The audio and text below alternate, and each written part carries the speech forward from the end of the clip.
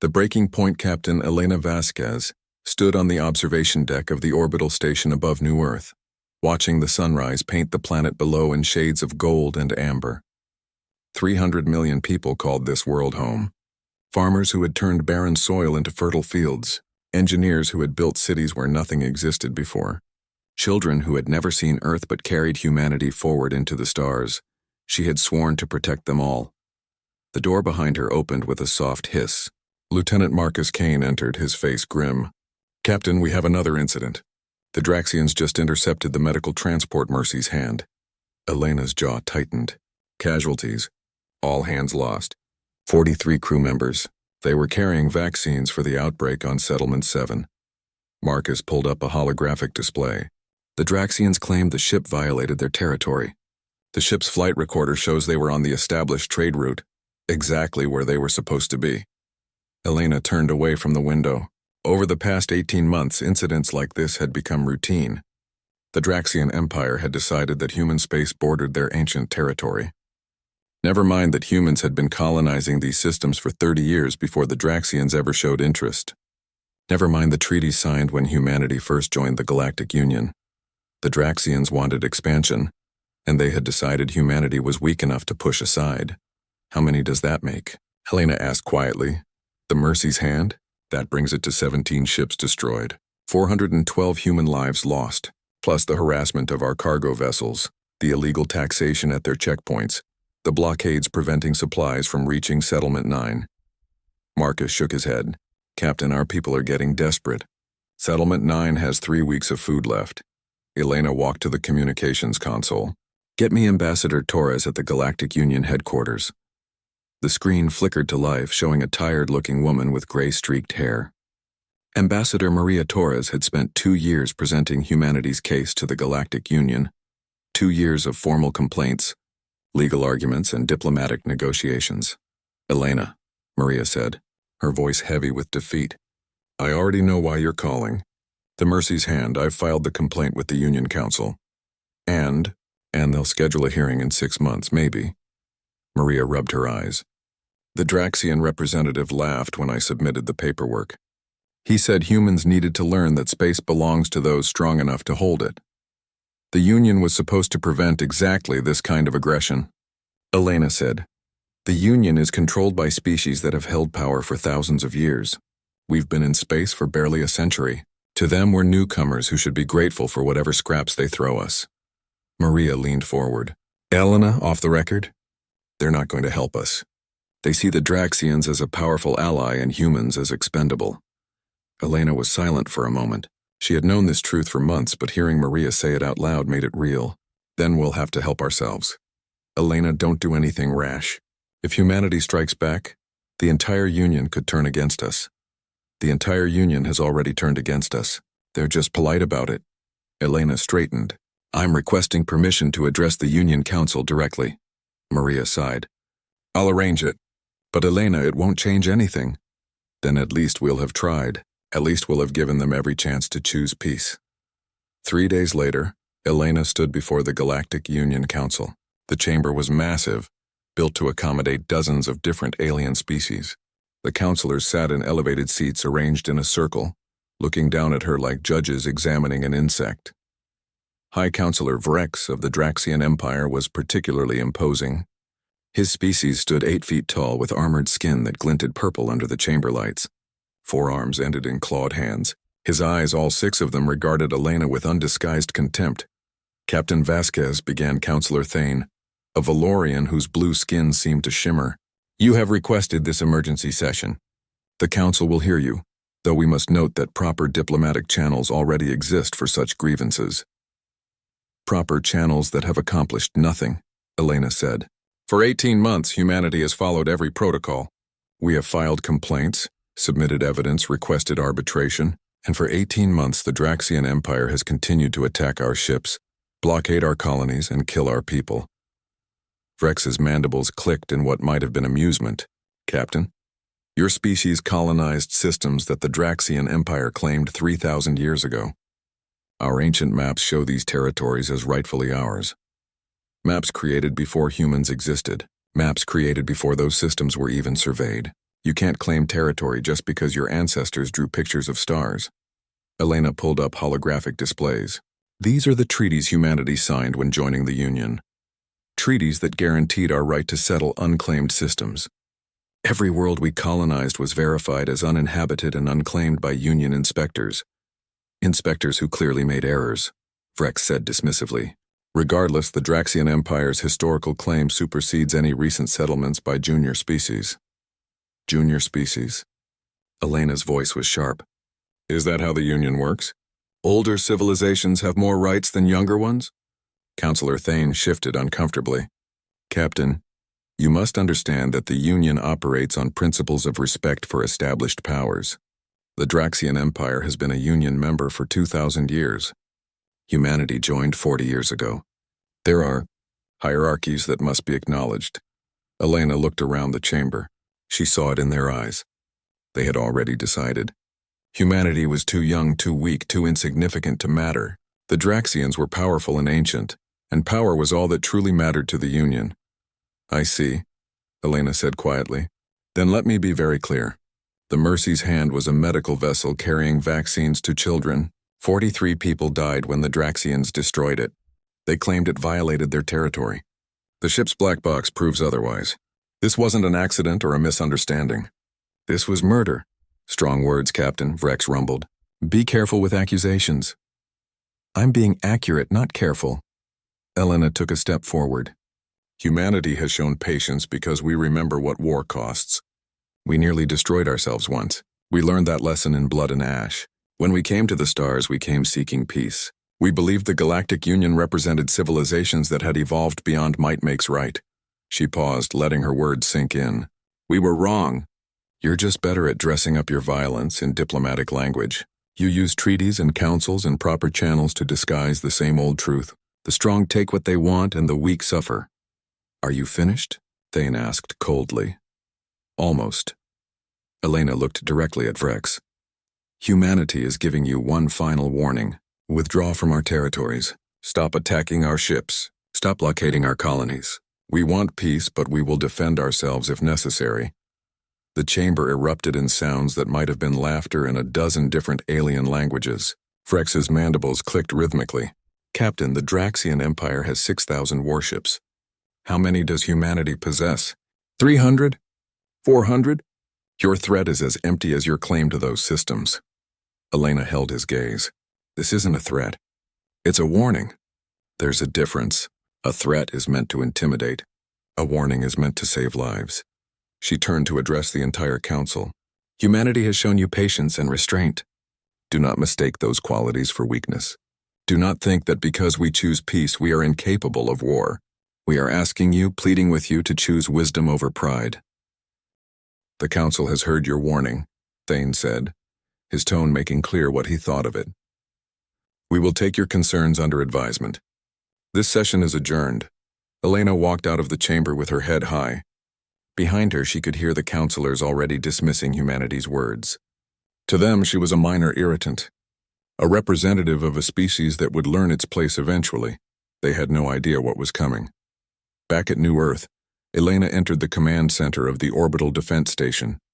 Admiral Chen Wei was waiting for her, a man in his 60s with iron-gray hair and eyes that had seen too much combat. He had fought in the last years of Earth's wars before humanity finally achieved peace. He understood violence in ways most modern humans didn't. They didn't listen, Elena said. It wasn't a question. No, Admiral Chen confirmed. I've been monitoring the diplomatic channels. The Council is already drafting a response telling humanity to be more cooperative with Draxian territorial claims. Elena sat down heavily. Then we're out of options. Not quite. Admiral Chen pulled up a series of files on the holographic display. For 40 years, humanity has been exploring the galaxy, trading with alien species, learning their technologies, building colonies, and the entire time we've been remembering the lessons we learned the hard way. The displays showed ship designs, weapon systems, tactical protocols.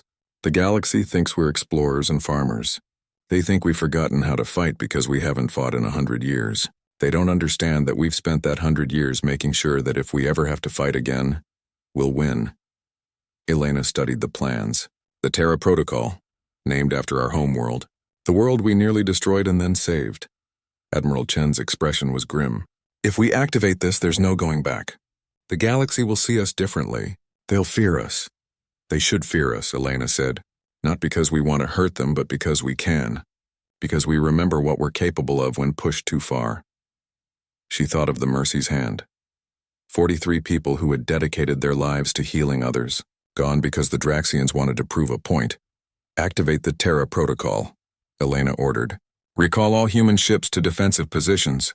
Begin military mobilization, and send a message to every human colony. Tell them to prepare.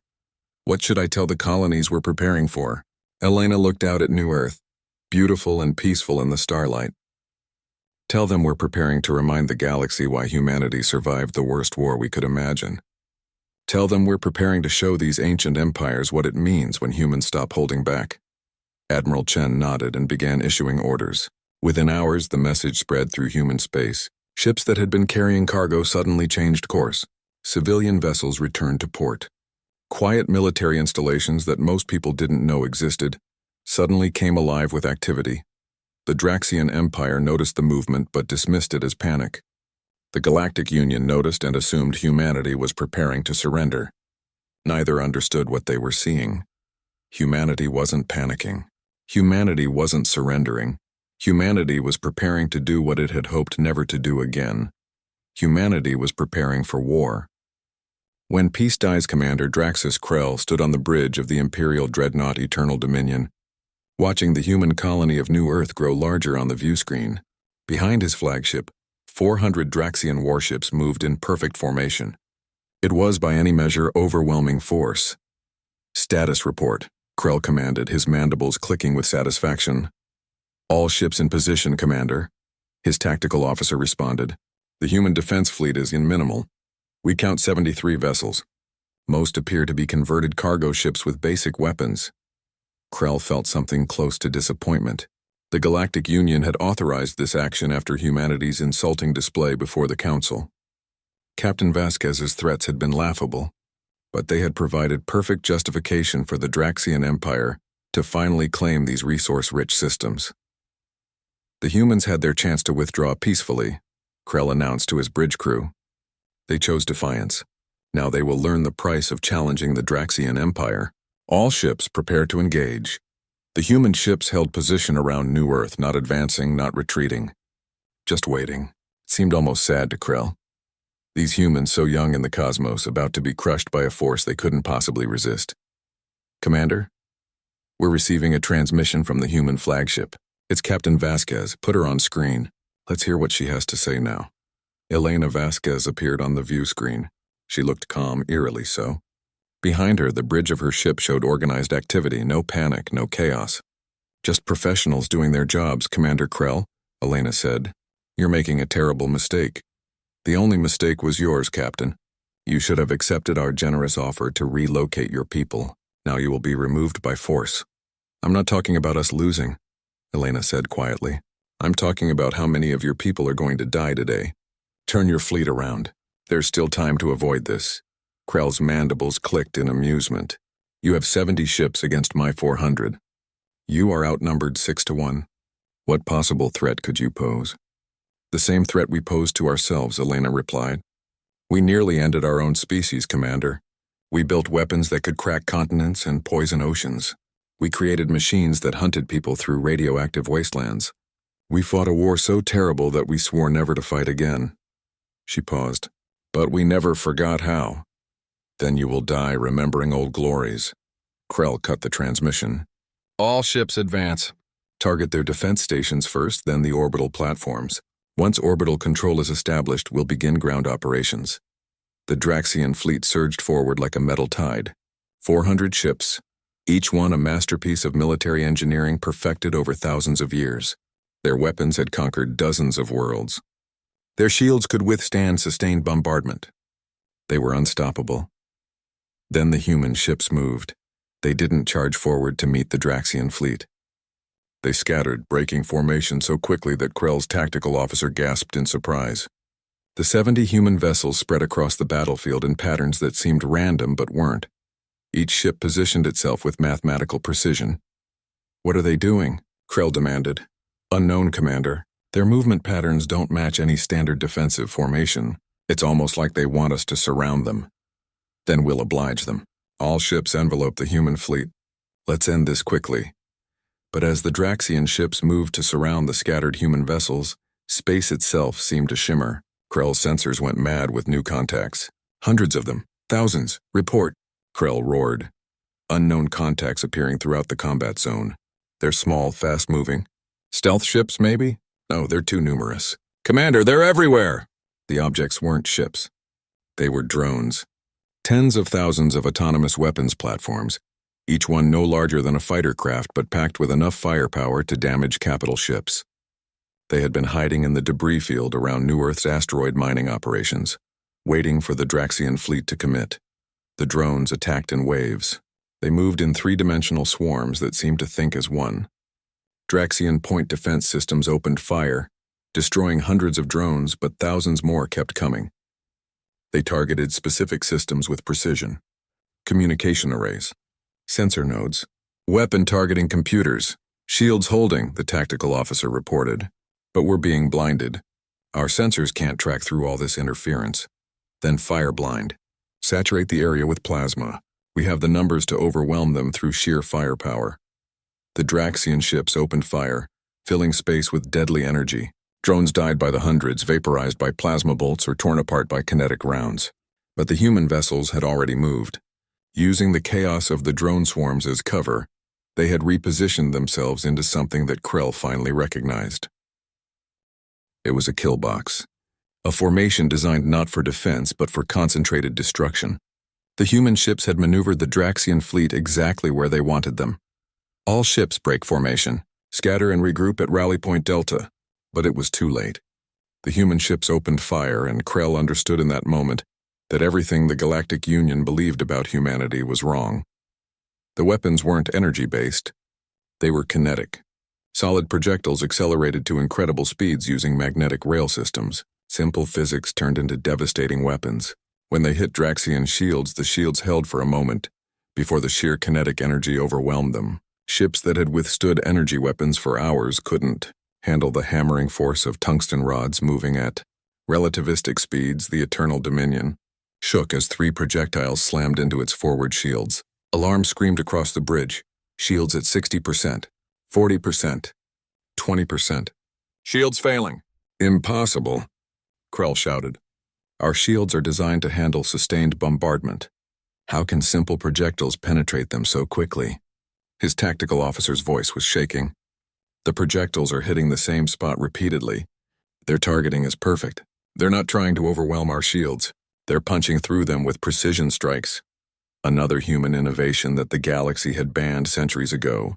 Computer-assisted targeting that could calculate shield frequency and harmonics in real time, finding weak points and exploiting them with inhuman accuracy. Then the nuclear weapons appeared. Small missiles, each one carrying a low-yield fusion warhead, began appearing throughout the battlefield. The galaxy had banned nuclear weapons 800 years ago as too dangerous and indiscriminate. Humanity had never signed that particular treaty. The missiles moved erratically, impossible to track with conventional targeting. When they detonated against Draxian ships, they did so with carefully calculated precision. The explosions were shaped, directed, maximizing damage to the target while minimizing radiation spread. This is barbaric, Krell's tactical officer shouted. They're using banned weapons. They're fighting without honor. They're fighting to win, Krell said quietly, finally understanding. They're not trying to defeat us honorably. They're trying to destroy us efficiently. The battle raged for 3 hours. The Draxian fleet had numbers and firepower, but the human forces had something more important. They had experience fighting enemies just as dangerous as themselves. Every tactic they used had been developed during humanity's darkest years, refined through wars where losing meant extinction. The drones kept coming in endless waves. The kinetic weapons kept hammering at ships whose shields couldn't adapt fast enough. The nuclear missiles found targets that conventional weapons couldn't reach. And through it all, human voices broadcast on all frequencies with cold precision. Draxian vessel, Sword of Honor. Your engines are disabled. Evacuate to the following coordinates. You have 10 minutes. Draxian vessel, Crimson Dawn, your life support is failing. Emergency rescue craft are en route to your position. Draxian vessel Eternal Dominion, you have multiple hull breaches. Power down your weapons and we will assist with evacuation. They were keeping count, broadcasting casualty numbers, offering surrender terms to every disabled ship. They were showing mercy to an enemy that had come to conquer them. But it was a calculated mercy. Every ship they allowed to evacuate carried survivors who would tell the story of what happened here. Commander Krell looked at his tactical display and felt something he had never experienced before. Fear. Real, genuine fear. His fleet was being systematically dismantled. Not destroyed out of anger or revenge, but taken apart with clinical efficiency by an enemy that understood war better than any species in the galaxy. All ships, Krell said, his voice heavy with defeat. Begin retreat. Fighting withdrawal pattern, except the human evacuation corridors. Commander, the Council ordered us to take this system. The Council isn't here, Krell snapped. I am, and I will not sacrifice my people for pride. Retreat. Now. The Draxian fleet began its withdrawal, limping away from New Earth. True to their word, the human ships opened corridors for the retreat. They didn't pursue. They didn't press their advantage. They simply watched as the fleet that had come to conquer them fled in disorder. When the last Draxian ship jumped to faster-than-light speed, Elena Vasquez allowed herself one moment of relief. Then she opened a channel to Admiral Chen Wei. Casualty report, she requested. 14 ships destroyed, 2,347 crew members killed, another 1,000 wounded. Admiral Chen's voice was somber. The enemy lost 112 ships. Estimated casualties around 30,000. Elena closed her eyes. Over 32,000 people dead in 3 hours. It didn't matter that most of them were the enemy. They were still people, still someone's family. The price of war was always too high. And the other operations? Proceeding as planned. Human forces have simultaneously struck at Draxian military installations across 3 sectors. We're targeting only military assets. No civilian casualties reported. The Draxians are retreating from every engagement. Good. Make sure our forces maintain discipline. We're defending ourselves, not conquering territory. But the Battle of New Earth was just the beginning. Within 24 hours, every species in the Galactic Union received the same broadcast. It showed Elena Vasquez standing on the bridge of her flagship, with New Earth visible behind her. To the Galactic Union, she began. For 40 years, humanity has sought peace. We joined your union hoping to find civilizations that had evolved beyond violence. Instead, we found ancient empires that use age as an excuse for dominance and strength, as justification for cruelty. We tried your diplomatic channels. We followed your protocols. We filed your paperwork. And while we did, our people died. Our ships were destroyed. Our colonies were blockaded. You told us to accept it because we were too young, too weak, too insignificant to matter. Her expression hardened. We gave you every chance to choose peace. You chose to push. You chose to see our restraint as weakness. So now you see what humanity looks like when we stop restraining ourselves. This isn't conquest. We don't want your territories or your resources. This is defense. We are taking back what was always ours. We are ensuring that no species can threaten human colonies with impunity, and we are establishing that humanity will never again be dismissed or ignored. The broadcast showed footage from the Battle of New Earth, Draxian ships retreating in disorder, human forces showing mercy by opening evacuation corridors, the precision and efficiency of humanity's military capabilities. We know war, Elena continued. We know it better than any species in this galaxy, because we fought it against ourselves. We nearly destroyed our own civilization. We learned what weapons can do when restraint is abandoned. And we learned something else. We learned that real strength isn't about how much damage you can do. It's about knowing when not to. The Galactic Union can choose. You can recognize humanity as equals, with the same rights and protections as any other species, or you can continue to see us as junior partners who should be grateful for scraps. But if you choose the latter, you choose conflict, and I promise you humanity is very, very good at conflict. The broadcast ended. In the Galactic Union Council chambers, emergency sessions erupted in chaos. Some species demanded immediate military response. Others called for negotiation. A few younger member species quietly suggested that maybe humanity had a point. High Counselor Vrex of the Draxian Empire stood before the council, his pride wounded, but his survival instinct intact. The humans have demonstrated military capabilities we didn't anticipate. Perhaps we should reconsider our position. Counselor Thane looked around the chamber. He saw fear in many eyes. The comfortable order of the galaxy had been shattered in a few hours. The Council will hear humanity's terms, he said quietly. 3 days later, Elena Vasquez returned to the Council chambers. But this time, Admiral Chen Wei stood beside her. This time, the counselors didn't look down at humanity with contempt. They looked across at representatives who had proven themselves capable of backing up their words. Humanity offers the following terms, Elena began. First, all disputed territories will be submitted to neutral arbitration. Second, the Galactic Union will formally recognize that no species has inherent authority over any other species based solely on age or strength. Third, military conflicts will be resolved through mediation before force. And fourth, any species that attacks human colonies will face the full defensive capabilities of the Terran Defense Fleet. These terms are reasonable, a voice said. It was Counselor Lyria, a young representative from the Valorian people. Perhaps more reasonable than we deserve. Thane looked at Elena.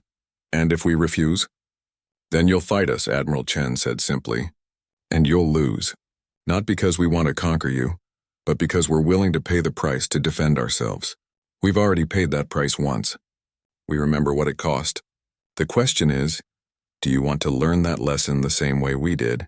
The Council voted. Not unanimously, but by clear majority. The terms were accepted. The Galactic Union would be reformed with humanity as a full equal member. As Elena walked out of the chamber, she felt exhausted. They had won, but the cost had been terrible. Thousands dead. The galaxy would never look at humanity the same way again.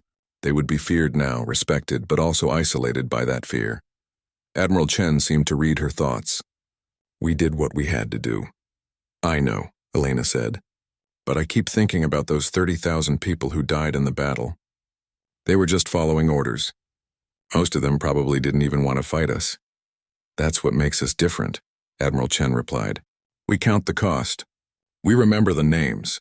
We understand that every life lost is a tragedy. The Draxians saw their losses as acceptable casualties. We see them as reasons to avoid the next war. Elena looked up at the stars visible through the station windows. Somewhere out there, human colonies were celebrating. Children would grow up safer now. That had to mean something. Humanity warned them, she said quietly. We gave them every chance. They chose to push. And now they know better, Admiral Chen said. The galaxy has learned that humanity's peace isn't weakness. It's a choice. A choice we make every day because we remember what happens when we stop choosing it. Elena nodded. The war was over, but the real work was just beginning. Building trust. Establishing genuine peace. Showing the galaxy that humanity could be as good at cooperation as they were at conflict. But for now, for this moment, humanity had proven something important.